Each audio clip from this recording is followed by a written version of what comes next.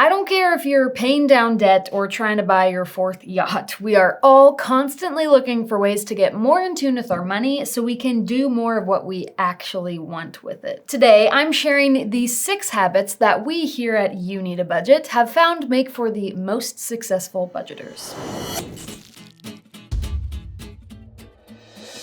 First habit of successful budgeters, enter money into your budget as soon as it arrives. Anytime you get a paycheck, maybe a birthday check, or any kind of inflow of money, that's the moment it should be entered into your budget, right then. Not before you get that money, even if you know it's coming soon, and not too long after either. If this seems contrary to literally everything you've ever known about budgeting, well, that's because here at YNAB, we firmly believe in only budgeting with the money you have right now. Not next week's paycheck, not tomorrow's Venmo deposit, only the money you physically have in your bank account right now. And as far as not waiting too long to add your paycheck or birthday check to your budget, budgeting any new money as soon as it hits your bank account is one of the keys to sticking to your budget because it increases your awareness of how much money you actually have. It causes you to think about and decide on what you're going to do with that money, and intentionality is key. Second habit, budget to zero. Now,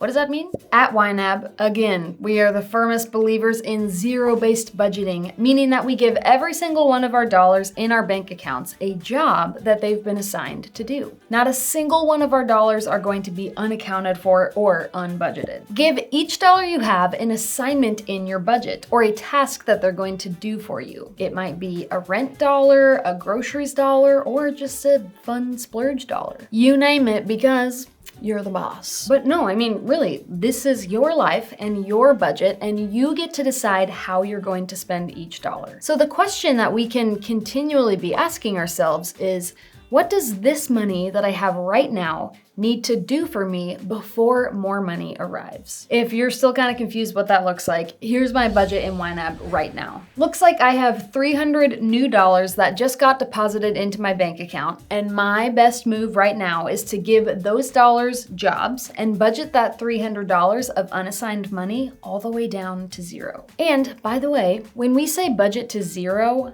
we mean budget to zero. This is honestly one of the biggest keys to financial clarity. Leave no dollar without a job and no dollars hanging out in the ready to assign header at the top of your YNAB budget. Employ them all and thank yourself later. Third habit of our successful budgeters, they check the budget before they spend. Let's say, hypothetically, I saw the coolest new shoes at Target. Before I spend, I want to check my clothing category or my fun money category or whatever category I buy my clothes out of and see if I actually have enough money in there to buy these shoes before I buy them. Taking a peek, my budget says I have $90 in my clothing category, which means if I want to spend $30 on this new pair of shoes right now, I can, and I can do that totally guilt-free, knowing that these were the dollars I specifically set aside to be able to buy new clothes for myself whenever I wanted. P.S. This goes for going to the grocery store too. Check your budget before you drop 1,000 items in your cart. The coffee shop also. Make sure you can afford that latte and breakfast burrito before you just follow your taste buds and buy it. Now, some days your budget will tell you, yes, absolutely buy those shoes or that breakfast burrito or the new board game, whatever it is. But other times your budget's gonna tell you,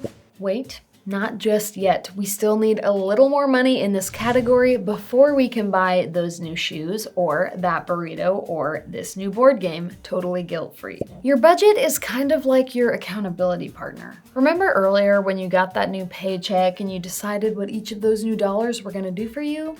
Your budget's just making sure you're sticking to the plan you already made for yourself. And speaking of that, it's a really great idea to just take a peek at your overall budget every day so you're in tune with where you're at with your money and know where you stand. A great idea to make this happen more is to anchor this daily budget check to another existing habit you already have. Maybe every morning when you pour that morning cup of coffee, you whip out your phone and just familiarize yourself with the budget. Or maybe it's the last thing you do before you go to bed, and then you can dream of the budget. It helps to keep the budget top of mind, and more importantly, it keeps the budget based on my priorities right in front of me. You can also stay more in tune with your favorite categories by adding a YNAB widget to your phone. You can take a glance at 1, 3, or 7 of your favorite categories based on which widget size you choose with just a simple glance at your home screen. Fourth habit, enter day-to-day spending on your phone. We all have certain categories that we spend from on a day-to-day basis, like groceries or car fuel, dining out, all of those more frequently spent from categories. Let me tell you what, it is a really good idea to get into the habit of entering any spending you do in these categories into the budget right when they happen, like literally at the point of sale. You're standing there pumping gas in your car, why not just add that transaction while you're standing there? Or, speaking of attaching budgeting to an existing habit, add your grocery store spending to the budget as you're clicking on your seatbelt before you leave the grocery store parking lot. That's a twofer right there. Safety and financial awareness. It's actually super easy to do this in the YNAB app. You can either tap the transaction button at the bottom of the screen or long press whichever category you spent from and add your transaction from there. Now, do you need to do this for every single one of your transactions, like your monthly bills? No. But for those day-to-day type categories, the ones that we are most likely to overspend in, yes. Those are the ones that tend to get us in trouble, so they're also the ones we should be handling with more intention and awareness.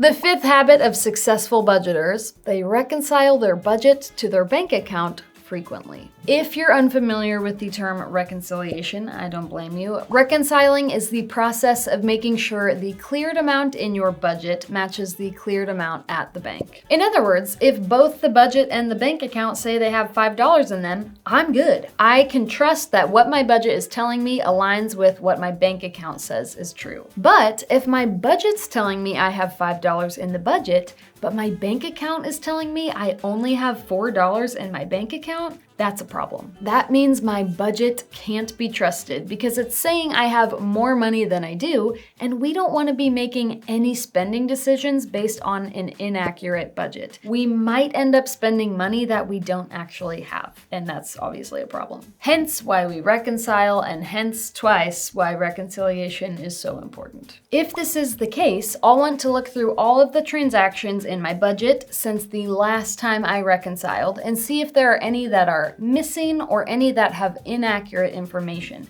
like maybe an incorrect total. This is really important work. And if we're being real, reconciliation is kind of like doing the laundry or doing the dishes. The longer you put it off, the more there is to do later. When you reconcile, you only have to deal with the information added to your budget since the last time you reconciled. Meaning, if you're reconciling every day or a couple times a week, you're only gonna have a few transactions to sort through to find that error and safely reconcile those accounts again. If you're waiting a month before reconciling your budget against your bank accounts, now you have a month's worth of transactions to sort through to find the error. And that's a lot. That does not sound fun. Do you even remember why you spent $47 at Walmart 3 weeks ago?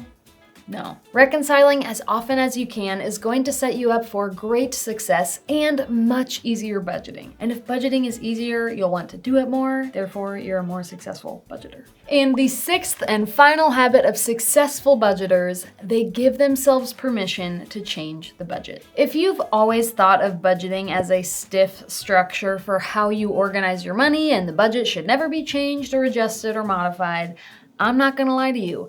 That's a pretty archaic way of thinking about budgeting. Truth be told, budgeting is the process of prioritizing and reprioritizing. It's not a set it and forget it long-term plan. Those kind of budgets don't work because life is not a set it and forget it type of thing. 1 month, the refrigerator dies. The next, you drop $1,000 on summer camp, and the next, you've got a 3rd grade broken arm and a trip to Europe. You think the budget should look exactly the same for all 3 of those months? Because that'd be a pretty hard budget to maintain. Instead, we need our budgets to ebb and flow with the spontaneity of life. Give yourself permission to move money from one category to another to cover overspending, or prioritize a new expense you have this month that you didn't have last month. And I swear to you, there is not a month that goes by without me moving money around in my budget at least 12 times. It's normal. It should happen. But that's a successful budget.